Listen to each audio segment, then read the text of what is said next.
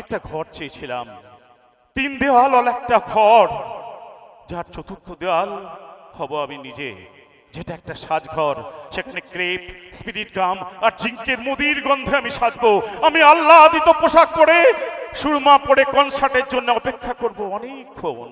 তারপর রাত একটু বাড়তেই হ্যাজাগের চারিদিকে লুব্ধ অথচ নির্মোহ পতঙ্গেরা যখন ডানা পুড়িয়ে পুড়িয়ে মহৎ মৃত্যুতে শহীদ হতেই থাকবে, গান শুনে শুনে আর বৃত্তের মতো চোখ, আকাঙ্ক্ষিত, অনাস্বাদিত, উচ্ছ্বসিত সব চোখ আমাকে চাইবে, তখন তখন আমি সম্রাটের মতো, জননায়কের মতো সামনে আসবো আমার সব কথা নিয়ে। যে কথা বলে দিয়েছে আমার বন্ধু, যে ভাব দিয়েছে আমার সত্তা, যে আবেগ দিয়েছে আমাকে পূর্বপুরুষের রক্তের কল্লোল, তখন আমি ঈশ্বরের সন্তানের মতো দেশহীন কালহীন প্রান্তরে দাঁড়িয়ে কথা কইব। আর মানুষ মানুষ আমারই মতো মানুষ সব আমাকে ভালোবাসবে। আমি শুধু ভালোবাসতে চেয়েছিলাম, এই কথা ভেবে যে আমাকে আমাকে প্রতিবেশী বলে ক্ষমা করবে আমার অনেক দুর্বলতা যন্ত্রণা। তখন সামনে বসা সবাই কাঁদবে, আর তার পাশে বসা রক্তের শিশুকে জড়িয়ে ধরে ভাববে আমি একে অভিশপ্ত হতে দেব না।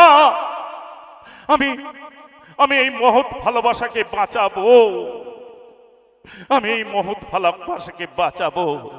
তখন অবলীলায় আমি আমার অর্ণবপোতকে নিয়ে আসবো সফলতার তীর্থে, ভালোবাসার বিবিশ্র আনন্দের সার্থকতায়।